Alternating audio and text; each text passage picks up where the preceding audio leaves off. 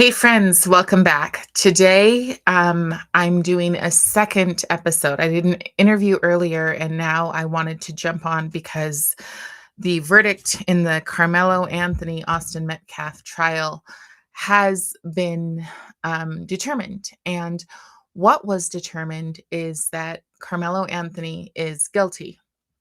Now, to be totally clear and upfront, I believe that this is exactly what should have happened. I watched the trial. I've actually watched this whole case since the morning that it happened because it feels so close to home for multiple reasons. It feels close to home because one, I have a child that age. And that day, at that particular time, I was driving home from dropping him off at a high school event. And I just thought, oh my gosh, how can people hate enough to how can one person hate enough a person enough to stab them in the heart?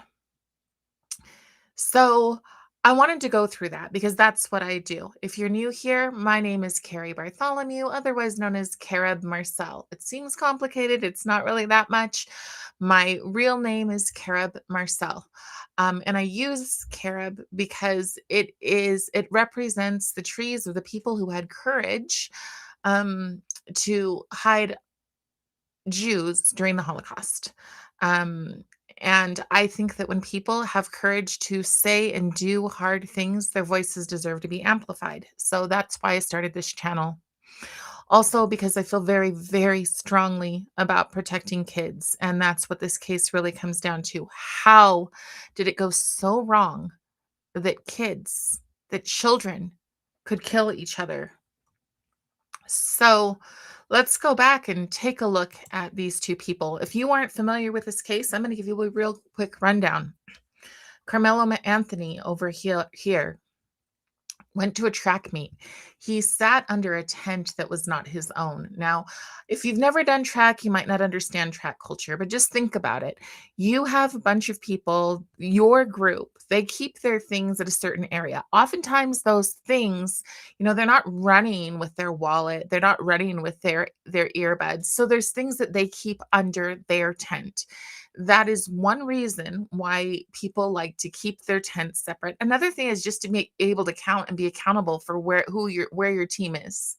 So there's different reasons, and as these witnesses went forth over and over and over again, they were like, yeah, nobody's supposed to be under each other's tents.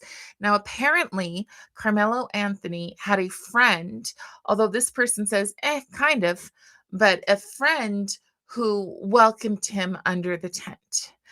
However, a bunch of the students were saying, you need to get out of here. We don't want you here.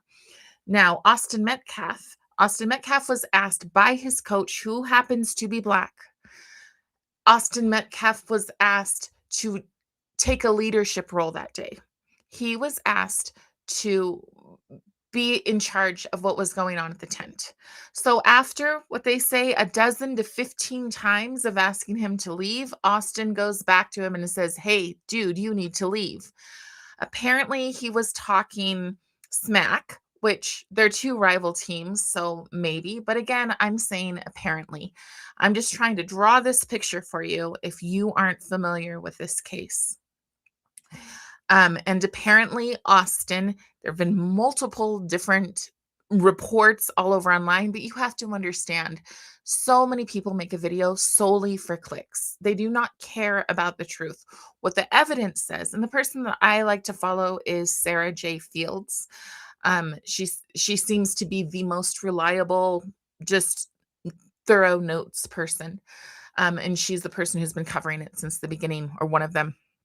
So as I'm watching Sarah speak, I just want to make sure that I'm not getting any kind of message like, okay, good.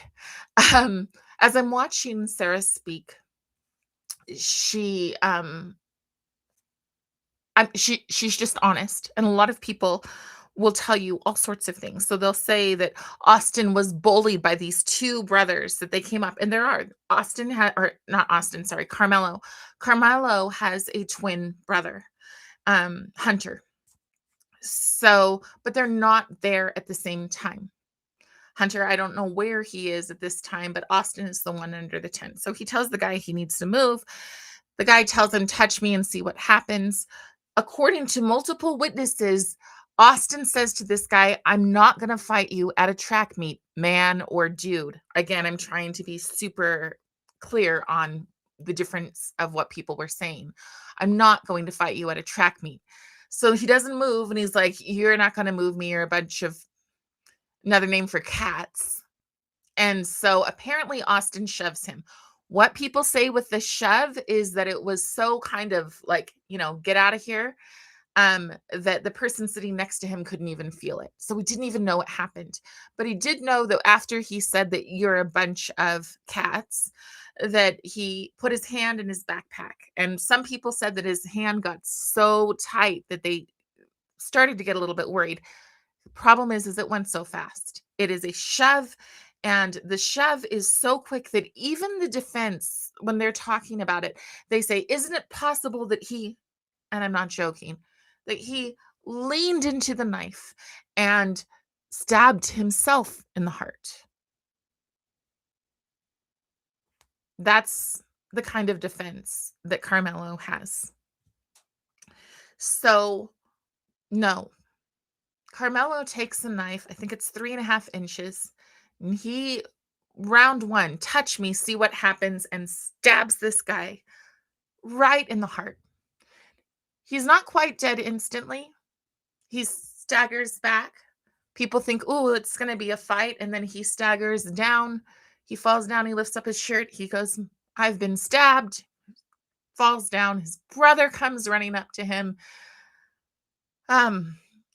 grabs him, and he dies in his brother's arms. So that's the reality of what happens um in this story. So he dies in his brother's arms. Some of the kids were talking about how Metcalf was like their brother. And mind you, I don't really like to get into the whole race conversation, although today I'm going to. But these kids who were saying this were Black kids. Okay, so we're going to get into this whole thing of how it's right now on the verge. We have these choices, and our choices are to go this way, which we'll call Summer of Love 2.0, or it's time to do a reconciliation and realize that we don't just justify people because they have the right skin tone, when we wouldn't care at all, if they had been the same color. So how do we get there? How do we get to the point where a young man, a 17-year-old kid, thinks that that much of an offense is worth killing someone for? And I want to be clear. People have said, oh, he was jumped, these two big bullies. Not true. The two brothers were not together until he looks up and sees that his brother is freaking falling on the ground, and he runs to get him. And there's coaches around him, and he gets in and he holds his brother, and his last breaths are in his brother's arms. Then Carmelo, he stabs, throws the knife, and begins to run. The original story was that he began to run. He walked right up to the person and said, hey, it's not a mistake. I did it. It was self-defense. That is the original story, but that's not the story that came out at the court. The story that came out in court is he was trying to mix in with the crowd. And then one of the kids sees him and they start yelling, and a coach jumps over a fence, and they finally get him. They pull him together.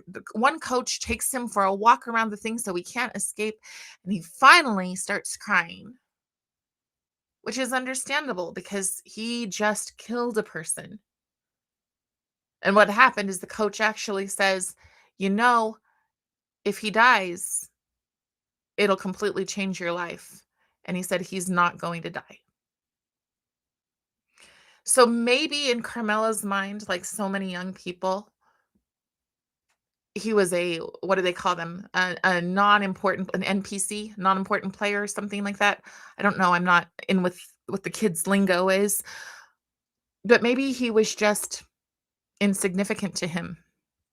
Or maybe there was a deeper hatred there. So I'm going to talk to you about the hatred that you're going to start seeing a lot of, and then, well, you're already seeing it. This is liberation theology.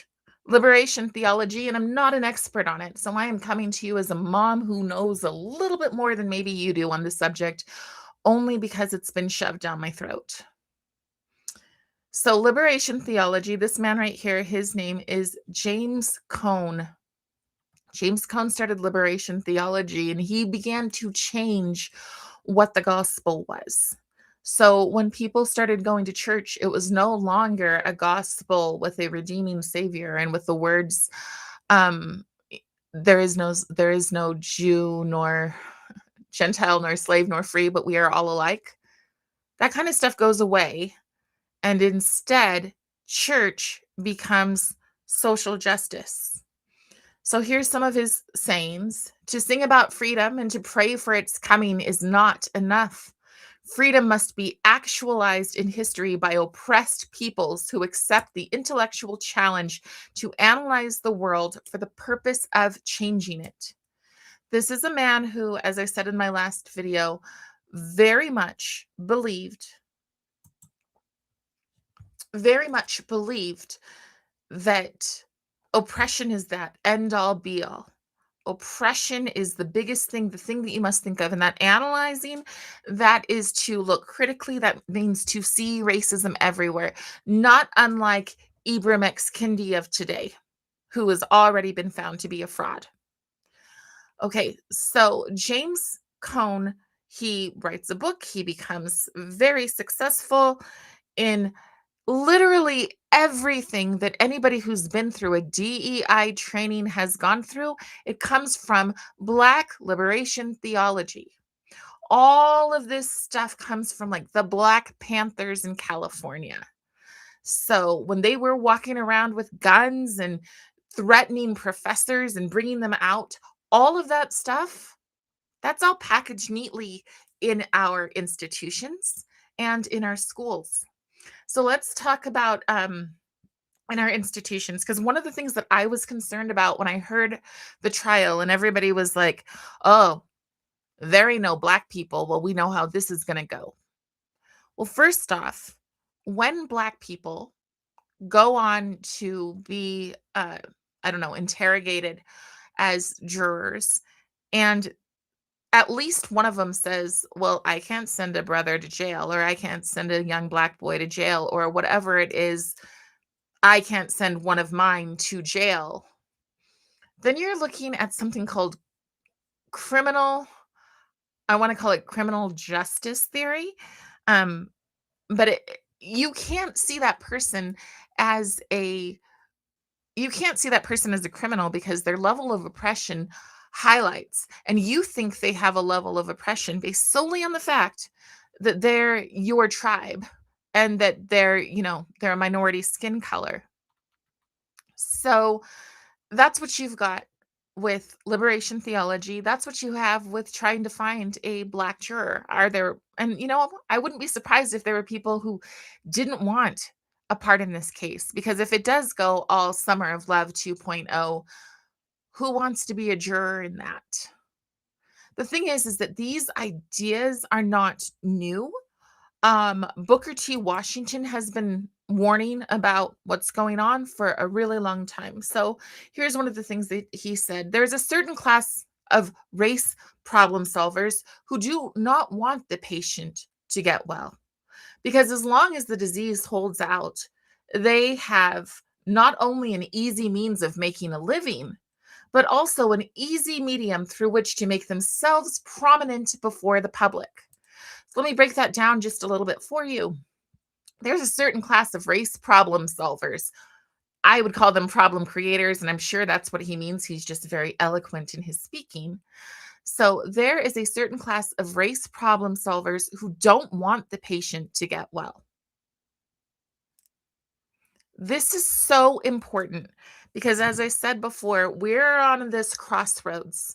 We can either start looking at the truth, we can start going, oh, how did we get there and how do we not repeat 2.0, or we can repeat 2.0. That's all we've got. And the thing is right now we can heal the cancer. Right now we can say this is not about race. You make it about race because it's the only thing you've ever known is everything is about race. But it's not.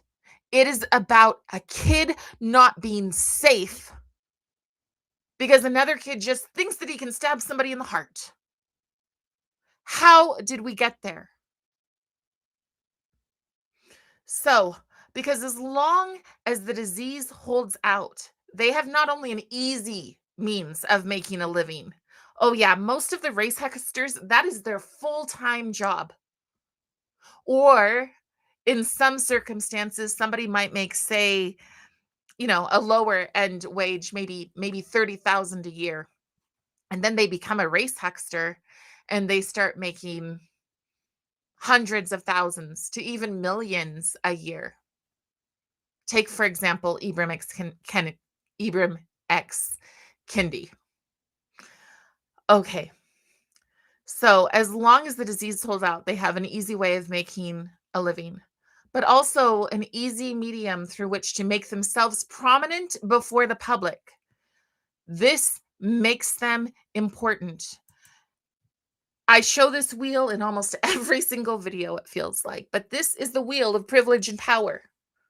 This is the wheel that tells you you're important, other people are not. So if you're getting this in your church, and in Black churches, most of them, Black churches, yes, Black pastors, not necessarily.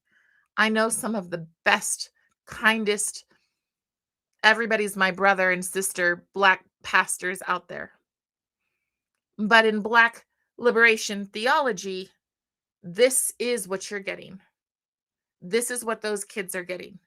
And then somehow we decided to bring this theology, which is a religion, into our schools. And that somehow, of course, was George Floyd. So the interesting thing is that it was packed and ready to go almost immediately. Here's what that looked like. Black Lives Matter at school. A lot of people don't recognize that fist. That fist comes from Mao. That fist comes from Stalin.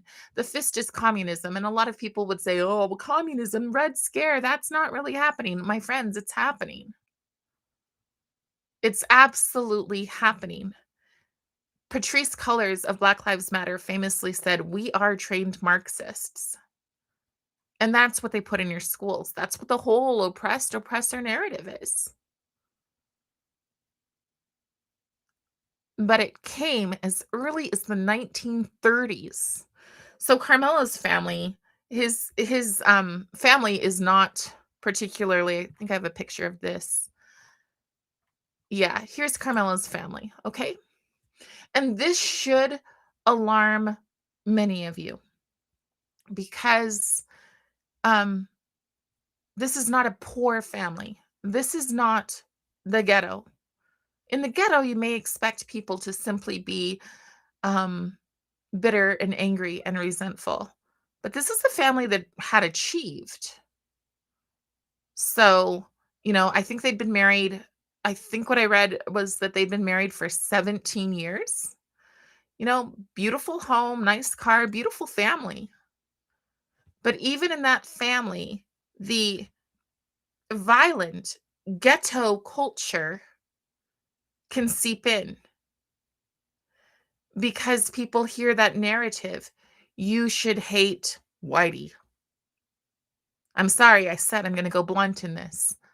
People need to understand because probably the most disgusting thing I saw while I was watching the outcome of the trial was a woman standing out. She brought her child and she said, it's so important that we support Carmelo because no one has a right to lay their hands on anyone. And of course, this was an affluent white liberal woman. I'm guessing on affluent just because Frisco is affluent, but they're called awfuls, and you should remember that. Again, I'm just not going to be gentle in this podcast because it is so important that we take this road and not this road. The awfuls, they're going to take this road because they're so consumed with their white guilt and mea culpa, and I feel this way and I feel this way. But let me be super real. They only want to use Black people because as soon as a Black person thinks for themselves and says, yeah, I'm not a part of this, they want to silence their voices. Been there, done that. Got the t-shirt, you guys. These people only want to amplify Black voices or Black faces if they're Black voices, i.e., if they're voices for a progressive Marxist agenda. Nobody else. They want you silenced. They will be the ones in your DMs calling you nasty names. That's the reality. So don't fall for the white guilt when somebody says, of course, this innocent poor Black boy. Of course, he's going to jail. They didn't even have a juror of color. No. No, Carmelo's going to jail because he stabbed someone in the heart. It doesn't matter who he is. And he needed to go to jail because that's justice. And those kids, having been somebody who's recently watched an assassination, those kids need to see justice. It's important for these 15 to 18-year-old young people to know that when someone does something wrong, that somebody's going to stop them or that it's going to be made as right as it can be because, I mean, Austin is gone. But that's justice. And it would be justice no matter the color of the person. So let's go and take another look at some of the I've got his already done that one. The poison. The grounding of Christian ethics in the oppressed community means that the oppressor cannot decide what is Christian behavior. Oh, really? So only the people, get it?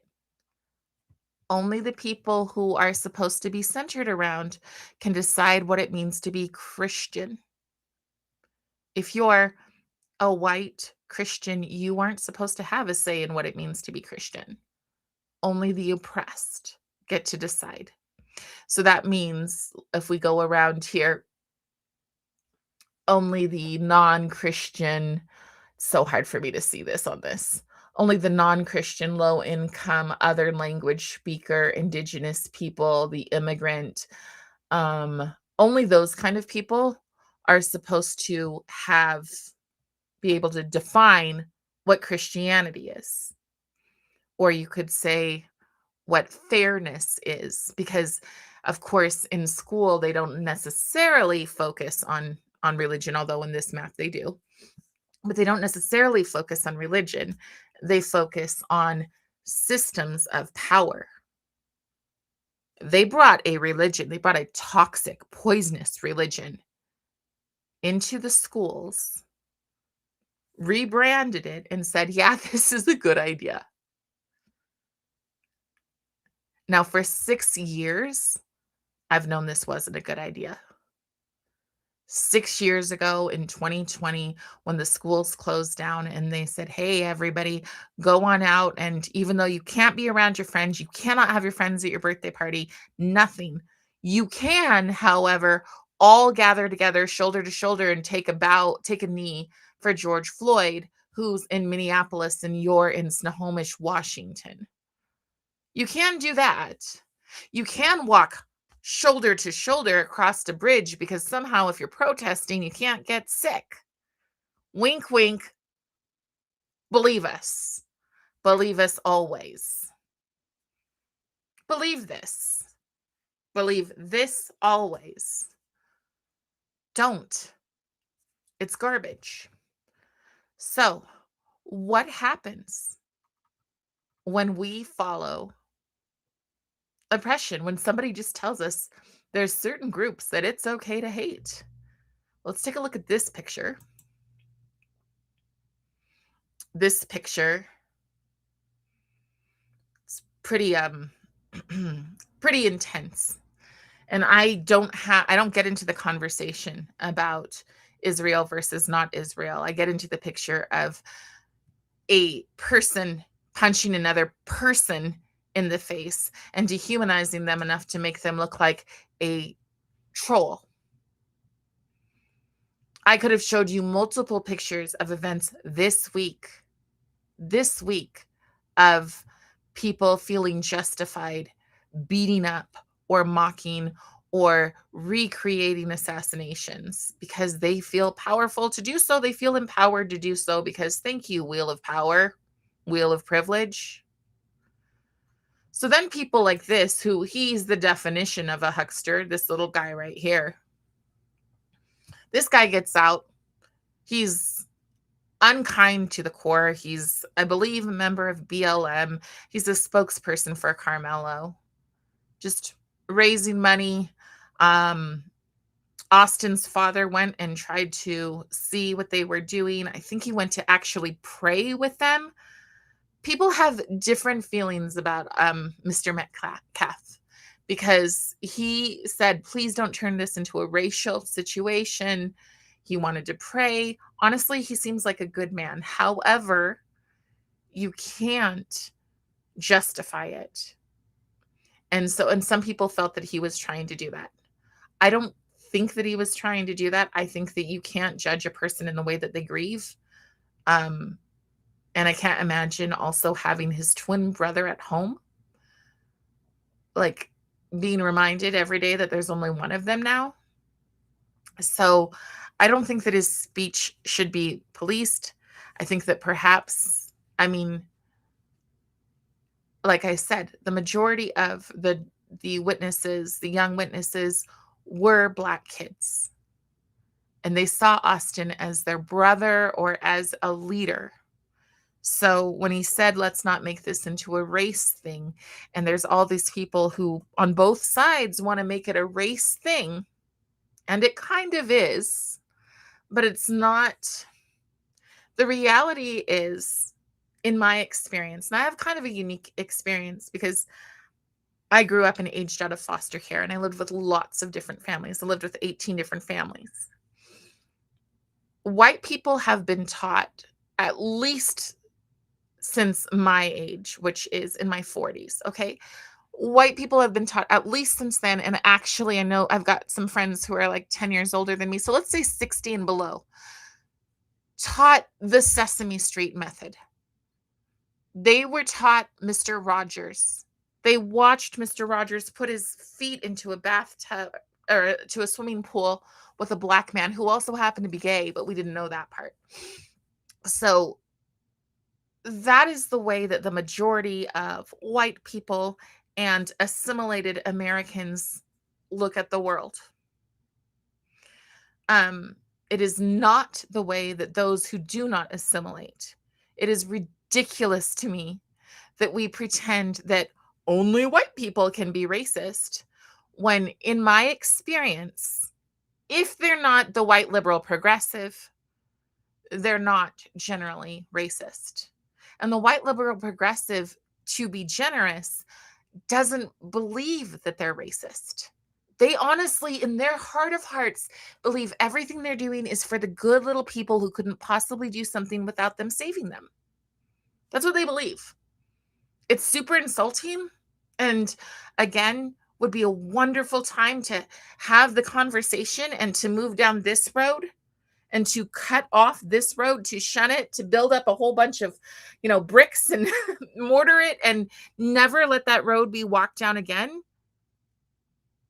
If that could happen, I would be okay with fading away into the darkness, never opening up my mouth again.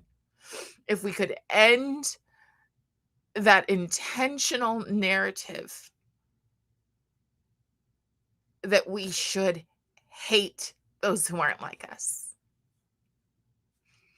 So there's him, and he's not, in my opinion, a very pleasant fellow. And then there's this guy. This guy, interesting. I was watching his son, or his former stepson, talk about him.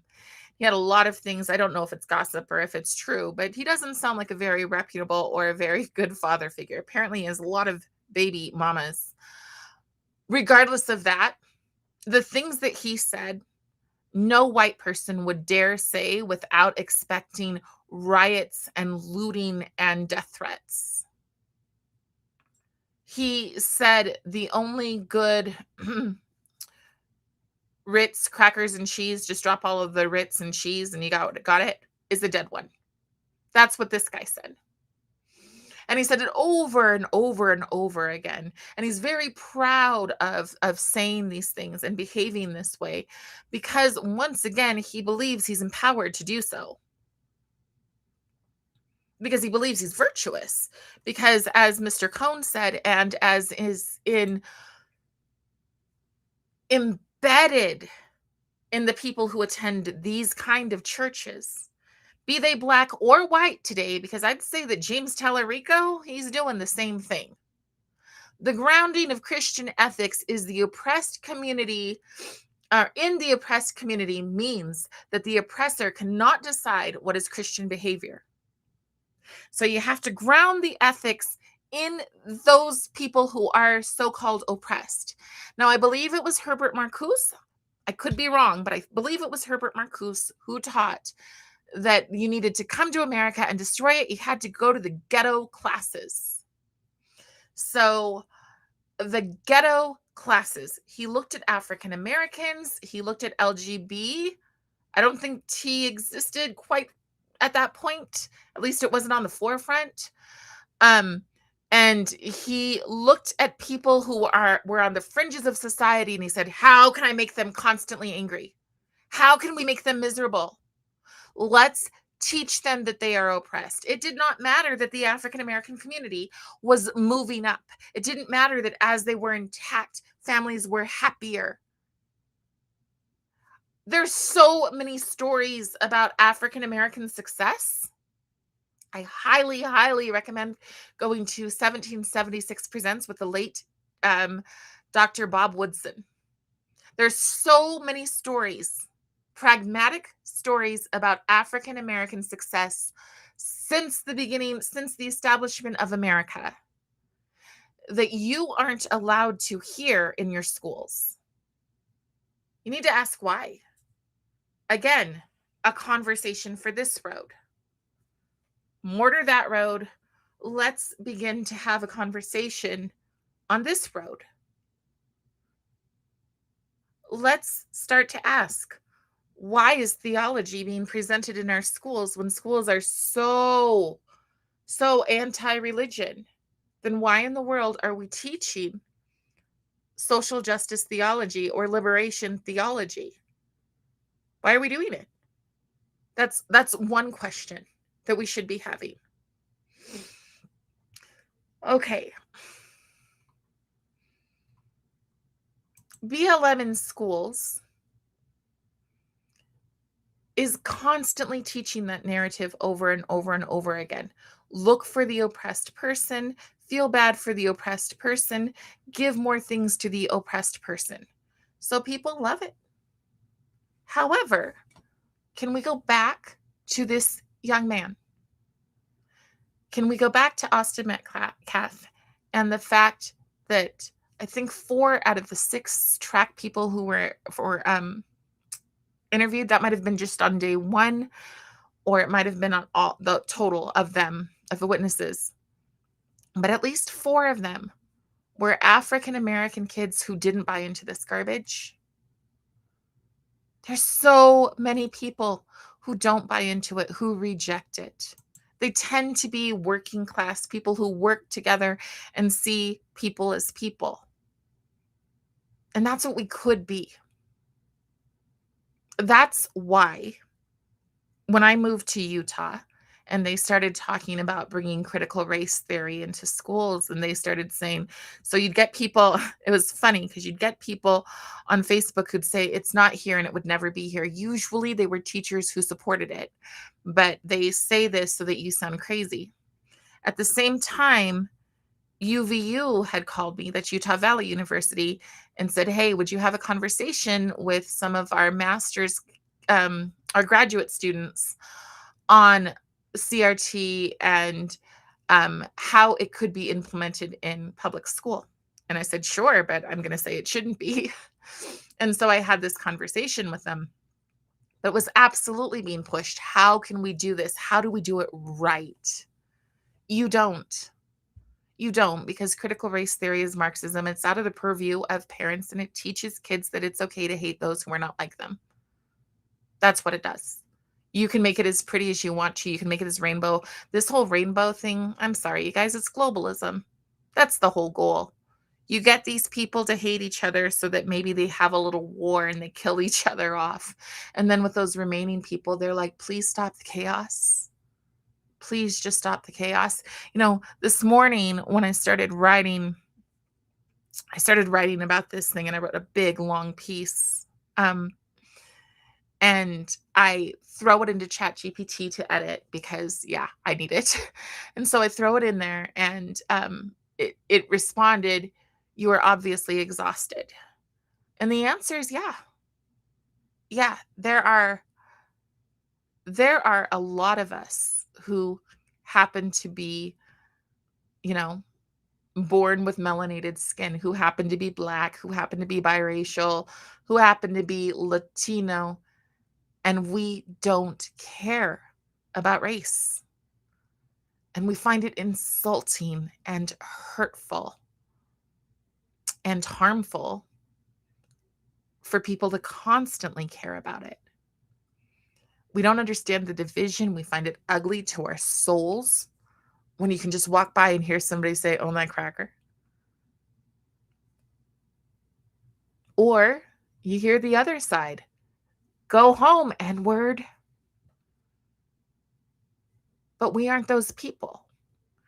And we fight so hard. All we want to do is live our existence. And I feel like I needed to jump on and to say this, because so many of these kids just want to live their existence. They're just friends. Maybe they're even, fallen in love with people who don't look like them. And to intentionally divide them, to think that that's a good idea, to not look at this and go, wow, that's super, super racist and limiting and gross. But instead, we have elections coming up right now, and there's a whole ton of people ready to defend this thing. Whole ton of people. Well, if you don't know this, you're not enlightened. Well, this is the way we should all be living our lives so we could all be better people. No, it's really not. And how dare you assume it is? Because this turns people into this.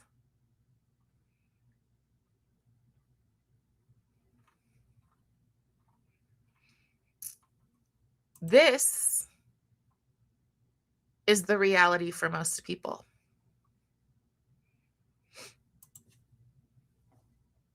This is my classroom. This is the schools that I've worked at. This is kids on scooters going down the road, getting ice cream, going to the park, maybe getting in trouble. This is what we could be if we choose to go down that road. But see, the whole point of our little ugly wheel of awful is division. Division, your points of intersectionality. How many of these are you? How different are you than everybody else? And who gets to be right here in the center? Who gets to have the power? The person with the most. And Carmelo seemed to think he was the person with the most because that was the first thing that he did is he walks over, well, after he gets sent back. And he says, "Yes, I did it. It was self-defense." And he fully expected to get off. And people really believed that that could happen. They were sending him loads of money. We're talking about, I think, $600,000. For sure 500,000, but I've heard that 600,000. So they were sending money. There's still today there are people literally wailing in the street. It's performative also. So please understand that. It is so easy to tie somebody else into your emotion by the way that you talk. Don't fall for it. You're being manipulated. You're being manipulated to create an ugly and divided world. And so when I come back to Mr. Metcalf, and I come back to him saying, please don't make this about race. We lost our son. To me, the greatest thing that we could do for Austin is to choose to go down this road, to choose to have this conversation. The conversation that says, oh, wow, we have a whole bunch of people who've been taught this oppressor narrative. Have a whole bunch of people, not just from ghetto classes, but they're pulling them out. And you better believe that if they can pull them out of wealthy Black classes, they can pull them out of wealthy white, wealthy Asian, wealthy Latin, anything. All they need to do is teach your child why they are oppressed and how to dismantle the system. And if in the process they decide that some people are part of the system, they will decide that they need to not exist anymore either. So our legacy, Austin's legacy, excuse me, wouldn't it be amazing if today we said we're going to stop listening to the liars. We're going to stop listening to those who would manipulate and divide us by things so arbitrary as race. And instead, we're going to sit down with our friends and we're going to stop letting people say that they're victims and blame all of their problems on other people, because that was never beneficial. I want to go back to my friend here. I am about to wrap up, but I wanted to go back to my friend here, Booker T. Washington. Booker T. Washington was a slave, and when the slaves were free, he taught himself how to read. After he taught himself how to read, he went back and started teaching in little schools and teaching the people around him how to read. His students, this is a generation where the kids were slaves and now they're free. They were already starting to learn Greek and Latin. So those people who tell you that African Americans can't compete because of past generational trauma, they are they are keeping you crippled. They are keeping you in a place where you go, oh yeah, I couldn't possibly because of all of my trauma, instead of rising. So he gets out to Tuskegee, and when they get there, there is a chicken coop. And that is their school. And he has a bunch of fancy pants, highfalutin people, because believe it or not, there were free Blacks. Again, something that most of our kids don't learn. So he gets these fancy, highfalutin people who believe they're above it all. And he looks down and he goes, well, we don't have a school. I guess we're going to build one. And they start taking the clay on the ground and turning it into bricks. And he teaches them how to work and to have that there's dignity in work. What an amazing thing that we could be doing with our kids rather than the wheel of ugly, gross hatred. We could be creating something like this.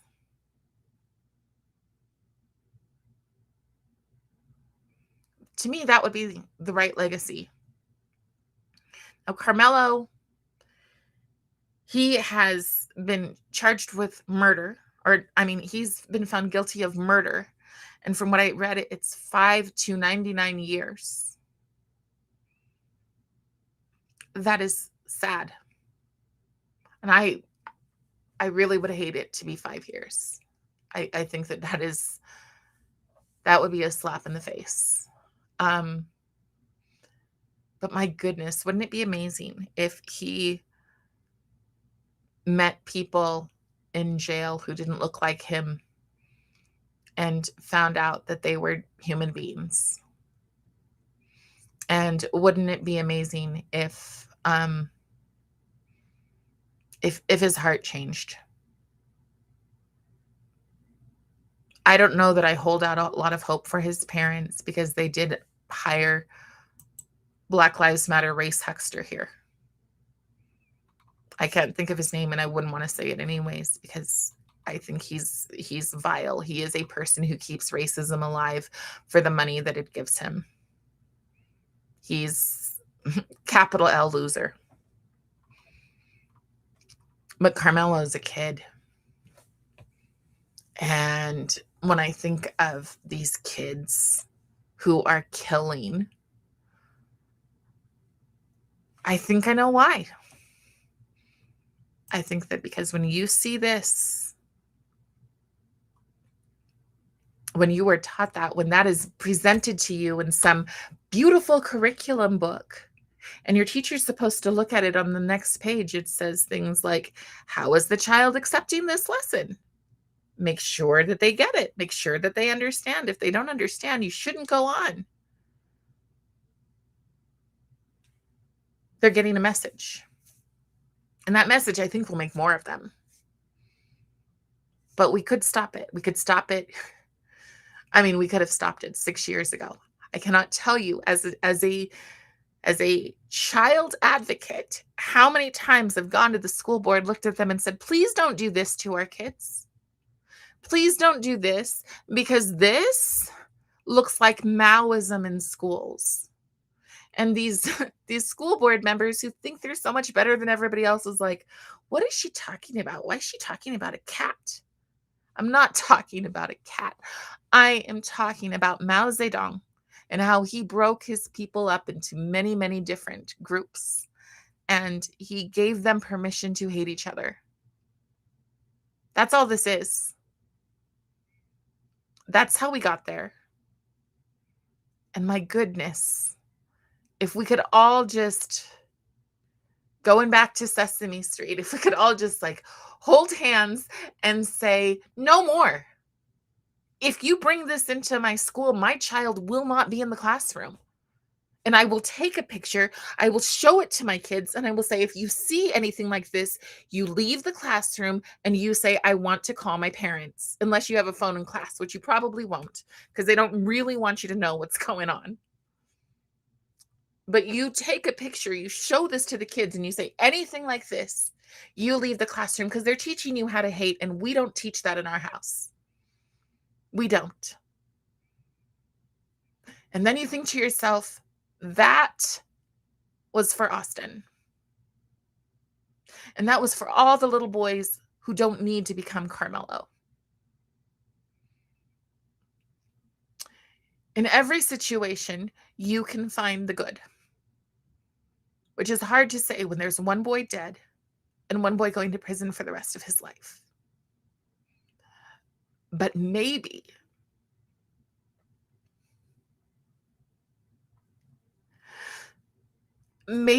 today would be the day that people will go, this is so ugly. Maybe today will be the day when people will look at it and go, what the hell is that? I don't want that near my kids. And maybe today will be the day that all of the advocates who've been saying, you don't want this near your kids, won't be standing alone anymore, and we can stop this. Because we are spreading cancer,